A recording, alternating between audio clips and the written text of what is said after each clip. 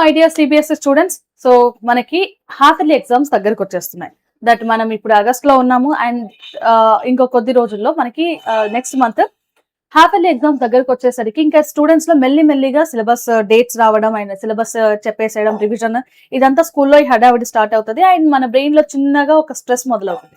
So దాన్ని com చేయడానికి and మీకు యాక్చువల్ రియాలిటీ ఏంటో చెప్పడానికి వీడియో చేస్తున్నాను. సో చివరి వరకు చూడండి. మీ హాఫ్ ఇయర్లీ జర్నీని చాలా పీస్ఫుల్ గా అండ్ చాలా కామ్ గా అండ్ ప్రాపర్ ప్లానింగ్ తో ఫినిష్ చేయొచ్చు.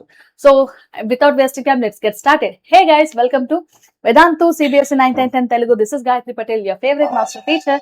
ఒకవేళ నువ్వు ఈ వీడియోని ఫస్ట్ టైం చూస్తున్నట్లయితే వెంటనే మన ఛానల్ ని సబ్స్క్రైబ్ చేసి పక్కనే ఉన్న బెల్ ఐకాన్ ని క్లిక్ చేయి. అండ్ ఆల్సో ఈ వీడియోని లైక్ చేసి నీ ఫ్రెండ్స్ అందరికీ కూడా షేర్ చేయి, ఒకవేళ వాళ్ళు కూడా నీలాగా మార్క్స్ తెచ్చుకోవాలని అనుకుంటే. And guys, coming to half yearly theory. So చాలా మంది ఏమంటారంటే, ఈవెన్ టీచర్స్, బయట మన పేరెంట్స్, రిలేటివ్స్ కూడా నువ్వు హాఫ్ ఇయర్లీలో తెచ్చుకునే మార్క్సే నీకు ఫైనల్ బోర్డ్ ఎగ్జామ్ లో వచ్చే మార్క్స్ ని డిసైడ్ చేస్తుంది అని. ఇందులో 50% మాత్రమే నిజం ఉంది. అండ్ దీంట్లో కంప్లీట్ గా కేవలం మీరు ఎట్లా చూస్తున్నారు ఈ మార్క్స్ ని అనే పర్స్పెక్టివే ఉంటది. సో ఏమవుతాయి నాన్న, అయితే మీ మార్కులు మంచిగా వస్తాయి, లేకపోతే మీ మార్క్స్ కొంచెం తక్కువగా వస్తాయి. సో మంచిగా వచ్చినాయి అనుకో, ఫైన్, పర్లేదు. నువ్వు ఈ 2-3 నెలలు ఎలాగైతే చదివావో, హాఫ్ ఇయర్లీకి ఎలా ప్రిపేర్ అయ్యావో, సేమ్ ప్రిపరేషన్ బోర్డ్ ఎగ్జామ్స్ కి చేయి, సేమ్ మార్క్స్ అక్కడ కూడా రిపీట్ అయితే దట్ ఇస్ ఫైన్. బట్ రాకపోతే మార్కులు తక్కువ వస్తాయి.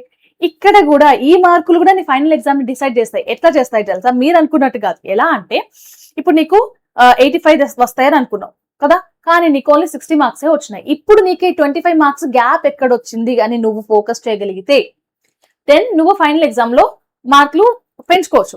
లేదు 60 వచ్చినాయి కదా, సరే నా లెవెల్ ఇంతే, నా కెపాసిటీ ఇంతే అని నువ్వు యాక్సెప్ట్ చేస్తే దెన్ ఫైనల్ ఎగ్జామ్ లో కూడా 60 వస్తాయి.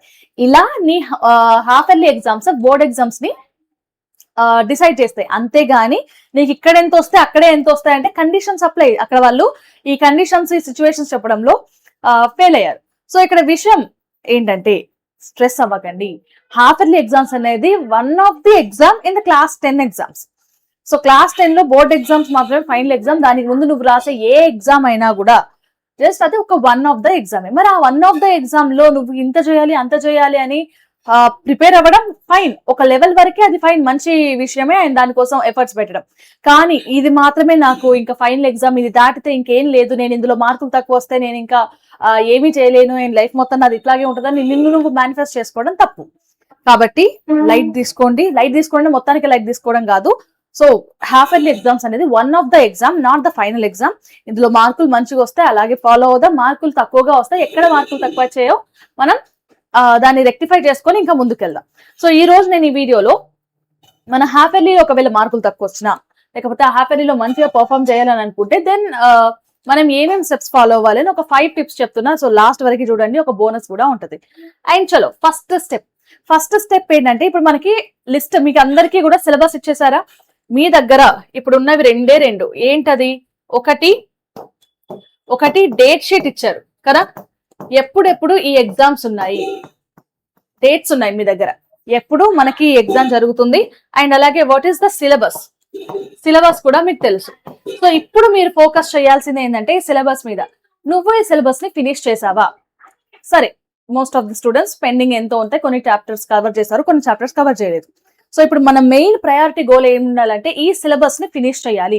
సో సిలబస్ ని ఫినిష్ చేయాలి అని అంటే నేను రోజుకి 5 గంటలు చదువుతా, రోజుకి 6 గంటలు చదువుతా అని అన్రియలిస్టిక్ గా నువ్వు టైం టేబుల్ పెట్టుకోవద్దు.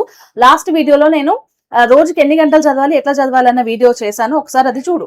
సో ఆ వీడియోలో భాగంగా నువ్వు ఇక్కడ ఒక టాస్క్ లిస్ట్ పెట్టుకో. That first A subject finish చేయాలి, దాని తర్వాత ఏ సబ్జెక్ట్ ఫినిష్ చేయాలి, ఒక రోజులో ఏమేమి చదవాలి, ఇలాంటి వాటి అన్నిటిని టాస్క్ లిస్ట్ పెట్టుకో.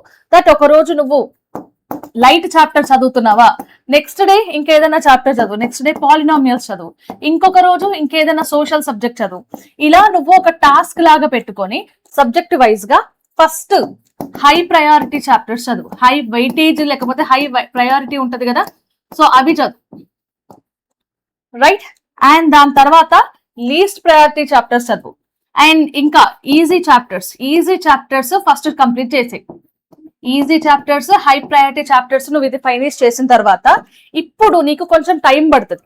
ఏది నాకు తెలుగు చదవడానికి రాదు మ్యామ్, సో తెలుగు నేర్చుకోవడం నాకు కొంచెం టైం పడుతుంది అని అనుకుంటావు. లేదు నాకు కొంతమంది స్టూడెంట్స్ ఏమంటారు, మ్యామ్ నేను మ్యాథ్స్ లో అన్ని థియరీ టకటగా చెప్పేస్తా కానీ నాకు సొల్యూషన్ ప్రాబ్లం అవుతుంది, సో సింప్లిఫికేషన్ మీద నేను ఎక్కువ టైం స్పెండ్ చేయాలనుకుంటున్నా అని. సో నీకు ఎక్కడైతే హార్డ్ లేకపోతే నీకు ఎక్కడైతే టఫ్ అని అనిపిస్తుందో ఆ టాపిక్స్ పైన ఫోకస్ చేయి.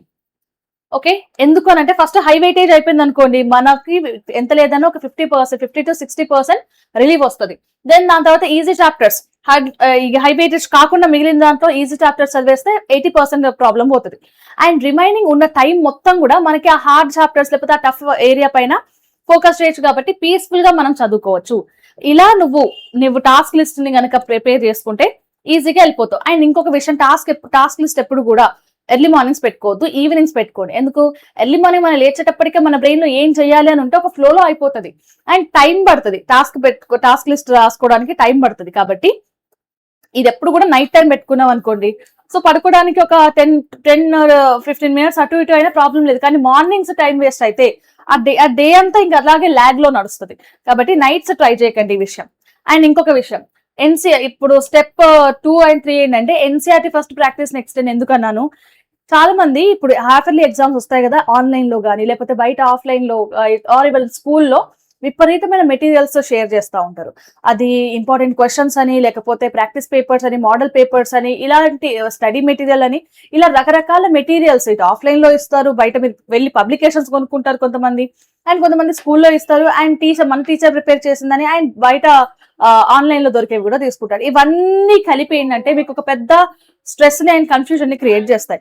So the main priority must be given to దేనికి, ఎన్సీఆర్టీ టెక్స్ట్ బుక్ కి ఇవ్వండి. అంతే, టెక్స్ట్ బుక్ ని దాటి ఇంకా మనకి ఎగ్జామ్ లో మార్కులు ఏం రావు. సో ఫస్ట్ టెక్స్ట్ బుక్ చదవండి. టెక్స్ట్ బుక్ లో ఒక చాప్టర్ ఫినిష్ అయిందా, దెన్ ఎక్కడికి వస్తారు, ఇన్ టెక్స్ట్ క్వశ్చన్స్ లేకపోతే ఎక్సర్సైజ్ క్వశ్చన్స్ ఉంటాయి కదా, ఇన్ టెక్స్ట్ క్వశ్చన్స్ ని ఫినిష్ చేయండి. ఇన్ టెక్స్ట్ క్వశ్చన్స్ కూడా అయిపోయినాయి అనుకుంటే then go to previous year questions. అంతేకాని మీరు బయట దొరికే మోడల్ పేపర్స్ వాటి మీద మాత్రం డిపెండ్ అవ్వండి మీకు టైం ఉంటే, అది కూడా ఎట్ లాస్ట్. అండ్ ఇంకొక విషయం నాన్న, ఇక్కడ మనకి మోడల్ డిఫరెంట్ గా ఉంటాయి కదా, అసర్షన్ రీజనింగ్ క్వశ్చన్స్ అని ఉంటాయి. అండ్ అలాగే కేస్ బేస్డ్ ఇంకా మన రకరకాల మోడల్ క్వశ్చన్స్ ఉంటాయి కదా, వాటన్నిటిపైన ఇప్పుడు ఓన్లీ టెక్స్ట్ బుక్ క్వశ్చన్స్ చదువుతున్నావు అంటే ర్యాండమ్ గా చదివేయడం కాదు. సో వీటిపైన కూడా నువ్వు ఎక్కడ మార్కులు తగ్గుతున్నాయి, నువ్వు ఇంతకుముందు ప్రీవియస్ ఇచ్చిన ఎగ్జామ్స్ లో, సో దాని మీద ఎక్కువ ఫోకస్ చేయండి. ఎక్కడ మనం హై వెయిటేజ్ ఉంది, మనం ఎక్కడ మిస్టేక్స్ చేస్తున్నాం దాని మీద చూడండి. అండ్ ఇంకొకటి నాన్న, మనం ఇదంతా చేస్తున్నాం సరే, టెక్స్ట్ బుక్ చదివాము, మనం కాన్సెప్ట్ నేర్చుకున్నాము, అండ్ దాని తర్వాత in text questions, previous year questions, ఇదంతా okay fine, now we are ready to exam అని అనుకుంటే పొరపాటే. ఎందుకు, ఇక్కడ నువ్వు ఇంకొక చిన్న లాజిక్ మిస్ అవుతున్నావు. బికాస్ నువ్వు ఒక ఆన్సర్ మొత్తం ఇప్పుడు ఓమ్స్ అని అడిగారు, లేకపోతే ఒక యాక్టివిటీ అడిగారు, సో యాక్టివిటీ నీకు మొత్తం తెలుసు. ఇప్పుడు నువ్వు దాన్ని ఎట్లా ప్రెజెంట్ చేసినావు, ఒక యాక్టివిటీ స్టార్టింగ్ నుంచి స్టార్ట్ చేసి ఒక 2 పేజీలు లేకపోతే 3 పేజీలు వరుసగా టక్క రాసుకుంటూ పోయావు, అప్పుడు నీకు మార్కులు పడతాయా? నువ్వు రాసింది ఎక్సలెంట్ ఇన్ఫర్మేషన్ కావచ్చు, అయినప్పటికీ కూడా ఎగ్జామినర్ మార్కులు వేయడు. ఎందుకు, అన్ని 3 పేజీలు చదివేంత టైం వాళ్ళ దగ్గర ఉండదు. ఎగ్జామినర్ ఎప్పుడు కూడా వాళ్ళకు ఒక రిఫరెన్స్ పేపర్ ఉంటుంది, గవర్నమెంటే ఇస్తుంది, దట్ అంటే బోర్డే ఇస్తుంది. సో బోర్డ్ లో ఈ క్వశ్చన్ కి ఈ కీవర్డ్స్ ఉంటే నువ్వు ఇన్ని మార్కులు, ఇది లేదా ఇన్ని మార్కులు కట్ చేయని వాళ్ళకి స్పెషల్ ఇన్స్ట్రక్షన్స్ ఉంటాయి. నువ్వు అన్ని పేజీలు రాసినా కూడా అక్కడ ఎగ్జామినర్ ఏం చేస్తాడు, ఈ కీవర్డ్ ఎక్కడ ఉంది అని వెతుక్కుంటాడు. అంత వెతుక్కునే టైము నువ్వు ఎగ్జామినర్ కి ఇవ్వకు. సో ప్రెజెంటేషన్ కరెక్ట్ గా ఉండాలి. సో ప్రెజెంటేషన్ లో నువ్వు మెయింటైన్ చేయాల్సింది ఏంటంటే నీట్ హ్యాండ్ రైటింగ్ ఉండాలి. నేను చెప్పేది ఏంటంటే బ్యూటిఫుల్ హ్యాండ్ రైటింగ్ అనట్లేదు, నీట్ హ్యాండ్ రైటింగ్ ఉండాలి. దాంతో నువ్వు ఏవైతే కీవర్డ్స్ ఎగ్జామినర్ వీటికి వెతుకుతాడు ఈ క్వశ్చన్ లో ఉంటావో ఆ కీవర్డ్స్ ఉండాలి. ఒకవేళ న్యూమరికల్ అయితే ఫార్ములాని హైలైట్ చేయి. అండ్ అలాగే నువ్వు ఏదైనా మ్యాటర్ రాస్తున్నావు, ఇప్పుడు యాక్టివిటీలో ప్రొసీజర్ రాస్తున్నావు, సో అది ఎప్పుడు కూడా ఒక ఎస్ఏ లాగా లేకపోతే ఏదో లెటర్ లాగా రాయకుండా, సో పాయింట్ టు పాయింట్ లేకపోతే స్టెప్ వైజ్ ఆర్ఎల్స్ పాయింట్ వైజ్ రాసి, సో దాని వల్ల చూడడానికి బాగుంటది. పాయింట్ వైజ్ రాసి ఇంకొక విషయం నాన్న, డయాగ్రామ్స్ డ్రా చేసేటప్పుడు లేబులింగ్ కంపల్సరీ. డయాగ్రామ్ ని పెన్సిల్ తోని డ్రా చేయండి అండ్ అలాగే లేబులింగ్ ఇవ్వండి. సో దాట్ నువ్వు రాసే ఆన్సర్ చాలా ప్రాపర్ ఫార్మాట్ లో ఉంటది. అండ్ ఎగ్జామినర్ కి ఏం కావాలో వాటిని మనం హైలైట్ చేస్తున్నాం. కీవర్డ్స్ రాసి వాటిని హైలైట్ చేయండి, కీవర్డ్స్ అండ్ హైలైట్. సో అలాంటప్పుడు ఇప్పుడు ఎగ్జామినర్ నువ్వు ఒక ఆన్సర్ చూసిన తర్వాత ఎక్కువ టైం స్పెండ్ చేయాల్సిన అవసరం ఉండదు. ఎందుకు? ఎవ్రీథింగ్ ఆయనకి హైలైట్ అయిపోతున్నాయి. సో దీని ఇవి రాశాడా, సో ఫైన్, కంప్లీట్ నేను ఫుల్ మార్క్స్ ఇవ్వచ్చు అని. సో ఆన్సర్ మీద ఒక 5 minutes స్పెండ్ చేయాల్సిన వాడు కాస్త జస్ట్ 1.5 minute లోనే లేకపోతే హాఫ్ మినిట్ లోనే ఫుల్ మార్క్స్ ఇచ్చేస్తున్నారు కదా. సో ఒకవేళ నువ్వు ఈ కీవర్డ్స్ కాకుండా నువ్వు మిగిలిన మధ్యలో ఏదైనా మిస్టేక్ చేసినా కూడా అతనికి అనవసరం. ఎందుకు? అతను అవి చూడట్లేదు, అతనికి కావాల్సిన వచ్చేసినాయి కాబట్టి. సో ప్రాక్టీస్ చేస్తా ఉన్నప్పుడు ఖచ్చితంగా నువ్వు ఈ ఆన్సర్స్ ని ఎలా ప్రజెంట్ చేయాలో నేర్చుకో. అండ్ ఇంకొకటి, ఎక్కువగా స్ట్రెస్ తీసుకోకు. నేను ఆల్రెడీ చెప్పిన కదా దట్ మనకి మార్కులు మంచిగా వచ్చినాయి అనుకో సేమ్ అదే ప్రొసీజర్ ఫాలో అవుతాం. ఆ మార్కులు తక్కువగా వచ్చినాయి అనుకో మన వీక్ ఏరియాస్ ఏంటనేది తెలుస్తుంది మనకు, ఎక్కడ ఎంత టైం స్పెండ్ చేయాలి, నువ్వు ఇక్కడ చేసిన తప్పులన్నిటిని మళ్ళీ ఇంకొకసారి రిపీట్ చేయకుండా ఉంటాం. సో కొత్త లెసన్స్ నేర్చుకుంటావు కాబట్టి ఇదే ఫైనల్ మార్కులు కాదు, ఇదే మనకి లాస్ట్ ఎగ్జామ్ కాదు. కాబట్టి ఇంకా మనం నేర్చుకోవడానికి చాలా స్కోప్ ఉంది. ఇది హాఫ్ సిలబసే, హాఫ్ ఇయర్లీ అంటే హాఫ్ సిలబస్ మాత్రమే. సో కొంచెం చిల్ అవ్వండి, కామ్ గా మీరు ఏమేం చేయాలనుకున్నారో, ఏమేమి టాస్క్ పెట్టుకున్నారో వాటిని ఫినిష్ చేయండి. అండ్ ఎగ్జామ్ హాఫ్ ఇయర్లీకి సంబంధించిన సబ్జెక్ట్ వైజ్ సిలబస్ ని కానీ లేకపోతే స్ట్రాటజీస్ ని మనం ఇంకా కమింగ్ వీడియోలో డిస్కస్ చేద్దాం. Okay, so guys all the best and stay tune to Vedantu CBSE 9th and 10th Telugu. This is Gayatri Patel, your favorite master teacher.